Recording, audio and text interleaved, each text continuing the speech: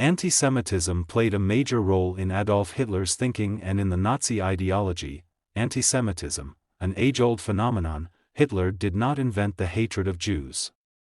Jews in Europe had been victims of discrimination and persecution since the Middle Ages, often for religious reasons. Christians saw the Jewish faith as an aberration that had to be quashed.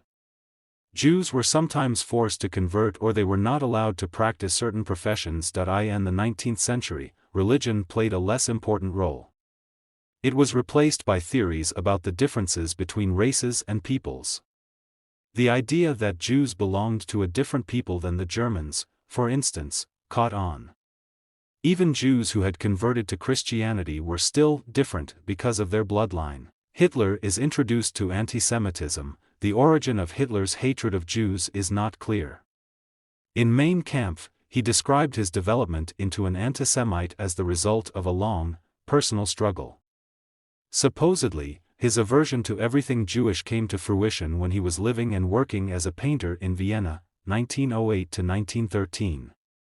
Most historians believe that Hitler came up with this explanation in hindsight. He would have used it to assure people who were not yet convinced of his ideas that they would eventually see the light point one way or another. It is clear that Hitler came into contact with anti-Semitic ideas at an early age. To what extent he shared them at that point is not certain. If he was prejudiced against Jews while living in Vienna, his prejudice had not yet crystallized into a clear worldview. After all, one of the most loyal buyers of his paintings in Vienna was a Jew, Samuel Morgenstern. Imaginative explanations. There are countless imaginative explanations for the reasons for Hitler's anti-Semitism. Hitler is said to have been ashamed of his partly Jewish roots. Another explanation links his hatred of Jews to trauma caused by a poison gas attack in the First World War. Yet other theories suggest that Hitler had contracted a venereal disease from a Jewish prostitute.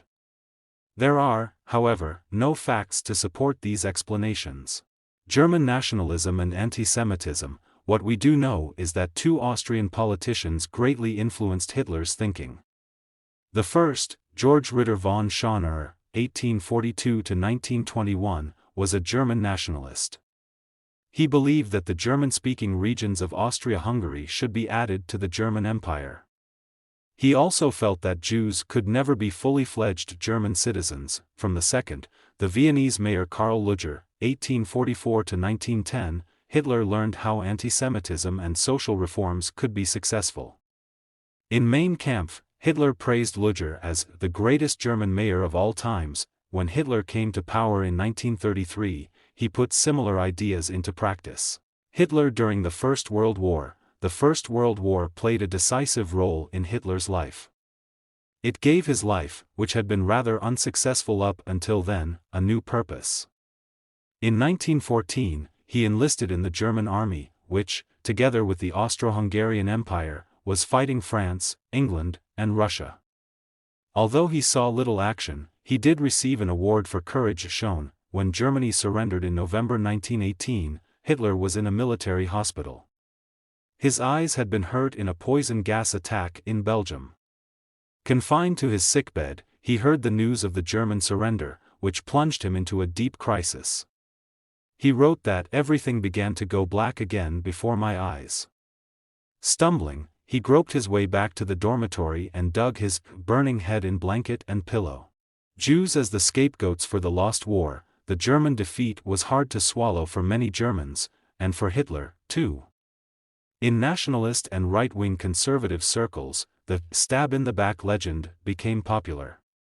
According to this myth, Germany did not lose the war on the battlefield, but through betrayal at the home front. The Jews, Social Democrats, and Communists were held responsible. The prejudices about the role of the Jews in the war were false.